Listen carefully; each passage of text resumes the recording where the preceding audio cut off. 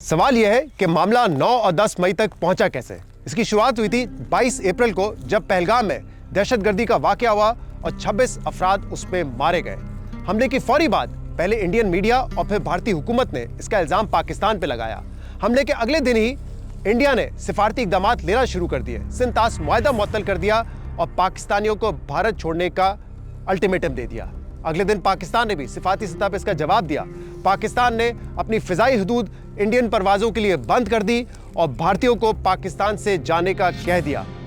लेकिन इस दौरान पाकिस्तान ने एक और अक्लमंदी का काम किया। पाकिस्तान ने कहा कि क्यों ना इसकी एक न्यूट्रल तहकीकात करवाई जाए, आलमी इदारों को बिठाएं, यूनाइटेड नेशन को बिठाएं और आज़ादाना तहकीकात इस पर करवाई जाए। लेकिन इंडिया कभी उस तहकीकात के लिए माना नहीं। लेकिन दूसरी तरफ इंडिया क्या कर रहा था? इंडिया LOC पे बिला इश्तियाल फायरिंग कर रहा था।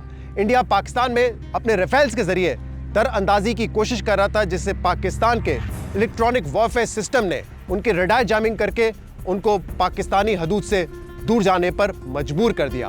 इंडिया बार बार कह रहा था कि हम इस हमले का पाकिस्तान को जवाब देंगे। वजीर आजम नरेंद्र मोदी ने अपनी फौज को पाकिस्तान के खिलाफ कार्रवाई का हक तक दे दिया और पाकिस्तान के chief of army staff Asim Munir ने वाजे कर दिया था कि अगर पाकिस्तान पर हमला हुआ तो उसका मुंह तोड़ भरपूर जवाब दिया जाएगा। और फिर 6 और 7 मई को इंडिया ने पाकिस्तान पर मिसाइलों से हमला किया, मुरीद के भावलपुर दीगर इलाकों पर हमला किया और शहरी आबादी को निशाना बनाया। फौरी तौर पर पाकिस्तान ने इंडिया के एक नहीं 6 जंगी तैयारे गिरा दिए, जिसमें 3 राफेल, Su-30 और मिग शामिल था। और पाकिस्तान ने यह बता दिया कि एक मरतबा फिर फिजा में हमारा कंट्रोल है। ये जंग जो हुई थी ये दुनिया की सबसे बड़ी फिजाई जंग कहलाती है, क्योंकि उस दिन 125 जहाज जो है वो हवा में थे, जिसमें 80 से 85 जहाज इंडिया के थे। लेकिन कोई भी एक इंडियन जहाज पाकिस्तान को नुकसान नहीं पहुंचा सका। पाकिस्तान ने उस वक्त ये फैसला कर लिया था कि ये हमारा दिफा था, हमारा जवाब अभी आना बाकी है, जिसके वक्त और जगह का तयन हम करेंगे। और फिर पाकिस्तान ने सब्र का मुजाहरा किया, तहम्मुल का मुजाहरा किया। पाकिस्तान को ये एडवाइस मिल रही थी कि इंडिया बड़ा मुल्क है, इंडिया के खिलाफ कोई एक्शन ना लिया जाए, उनको अपना गुस्सा निकालने दिया जाए। लेकिन फिर इंडिया ने 9 और 10 को हमला किया, जिसका भरपूर जवाब पाक फौज, पाक फिजाइया, पाक नेवी की तरफ से दिया गया। और ये वो मकाम है, ये वो मैदान है जहां से फतेह 1 मिसाइल इंडिया की तरफ फायर किए गए। अल्लाहु अकबर। मार्का हक के एक और हीरो मेजर मामून इलाही इस वक्त मेरे साथ मौजूद है, जिन्होंने बड़ा एक्टिव रोल प्ले किया था फतेह 1 मिसाइल फायर करने में। सबसे पहले तो जरा बताइएगा, 1 साल हो चुका है इस पूरे वाक़े को, मेमोरीज कितनी फ्रेश है और क्या यादें हैं उस दिन की? मुझे आज भी वो दिन उसी तरह याद है जिस दिन हमने अपने चालाक दुश्मन को उनके चालाक और मकार अज़ाइम का मज़ा चखाया था। और हम उसी तरह दोबारा भी तैयार हैं और इंशाल्लाह आगे भी तैयार रहेंगे। उसको इसका मौका नहीं देंगे हम, उसको जब वो ललकारेगा तो हम उसका पूरा जवाब दिया जाएगा। और कब आपको ये पता चला था कि अब वो वक्त आ गया है कि आपने हिंदुस्तान को जवाब देना है और फतेह 1 मिसाइल फायर करने हैं? कब बताया गया था आपको? मुझे सुबह 4 बजे इस चीज़ का हुक्म मिला था कि आप अपने मुकर्रर पोजीशन पे जाएं और दुश्मन के अहदाफ को निशाना बनाएं। और आपका क्या रोल था एग्जैक्टली उस वक्त? क्या आप ऑपरेशनल ड्यूटीज़ आपकी क्या थी?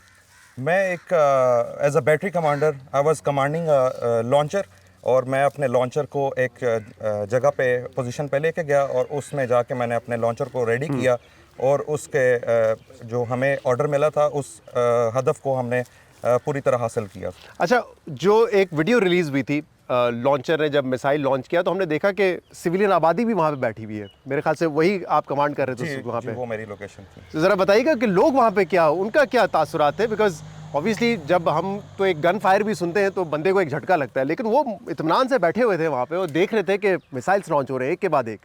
वो इतने जोश व जज्बे में थे कि उन लोगों की हिम्मत देख के हमारा कॉन्फिडेंस मजीद बढ़ गया, हमारा कॉन्फिडेंस। और क्या टारगेट्स उस वक्त आपको मिले थे और किन टारगेट्स को आपने निशाना बनाया हिंदुस्तान में? मैंने राजौड़ी एयरबेस और उसके अलावा मामून एयरबेस को टारगेट किया था।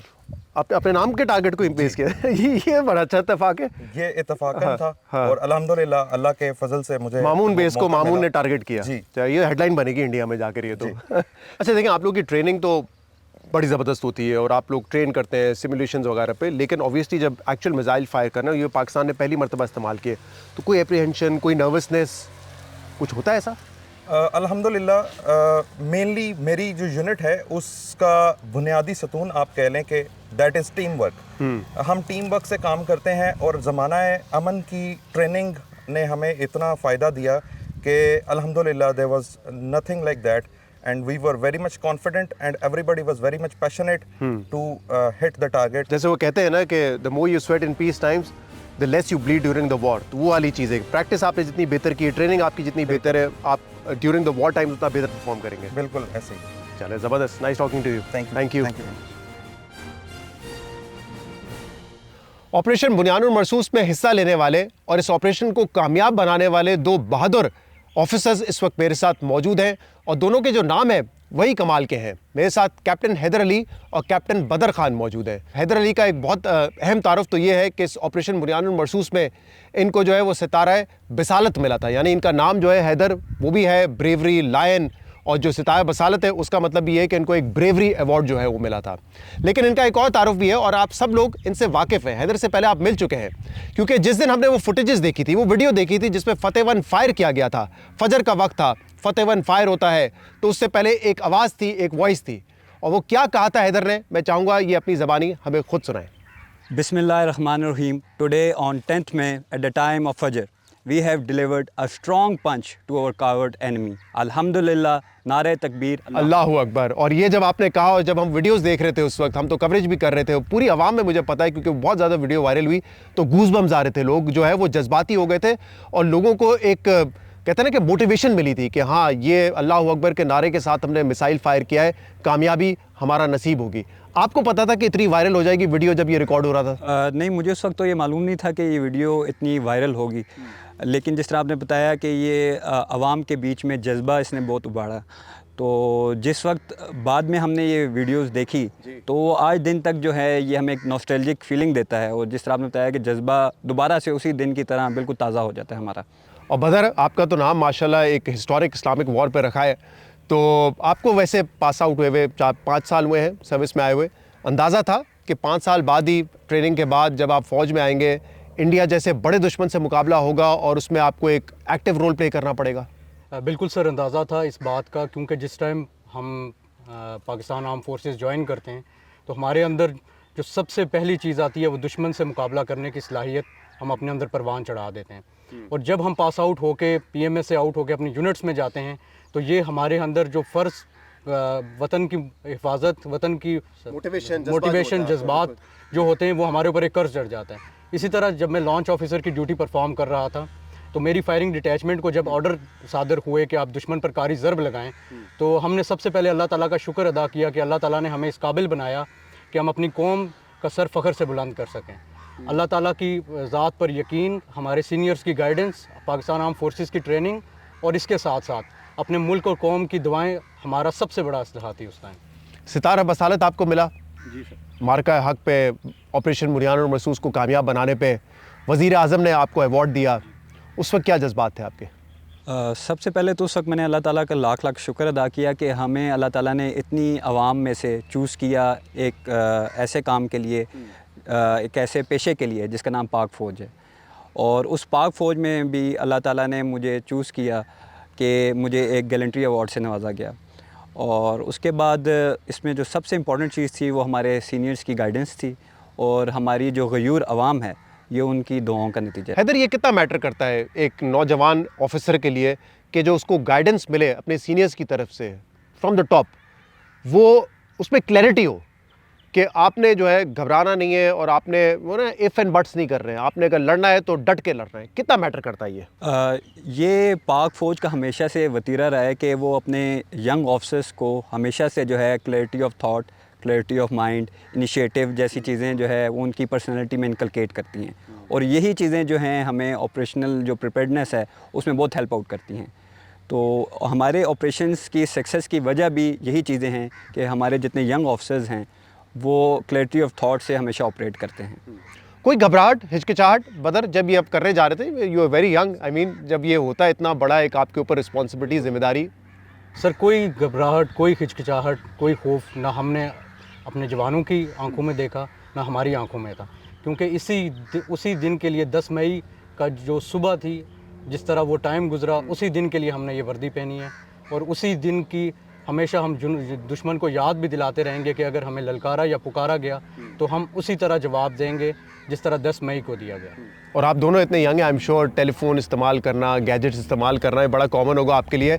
तो आपको अंदाज़ा था कि जिस वक्त एक तो ये आप लोग लड़ाई कर रहे थे और इससे एक रात पहले इंडियन मीडिया की तरफ से भी एक बड़ा प्रोपेगेंडा किया गया, क्योंकि इस वॉर में उन्होंने जितनी जंग लड़ी उससे ज़्यादा तो वो प्रोपेगेंडा वॉर में मसरूफ़ थे ना। तो उसमें एक दिन था जिसमें उन्होंने बताया कि हमने पाकिस्तान में जो है लाहौर में बंदरगाह तबाह कर दी है, कराची में हमारा कब्ज़ा हो चुका है, लाहौर मुकम्मल तबाह हो चुका है। ये आपने शायद पता नहीं उस वक्त देखी होंगी क्योंकि आप तैयारी में मसरूफ़ थे, या बाद में देखी होगी। क्या फ़ील कर रहे थे? जिस तरह उन्होंने ये कहा कि हमने लाहौर की बंदरगाह तबाह कर दी और इस तरह के उन्होंने क्लेम्स किए, तो ये आजकल जो इन्फॉर्मेशन की दुनिया है तो उसमें ये झूठ जस्टिफाई करना जो है वो बिल्कुल एक मुश्किल काम है। तो मेरा उनको मशवरा यही है कि वो मीडिया के ऊपर आके फ़जूल क्लेम्स करने की बजाय अपनी ट्रेनिंग पे फोकस करें ताकि वो हमें किसी किस्म का थोड़ा बहुत मुकाबला दे सकें।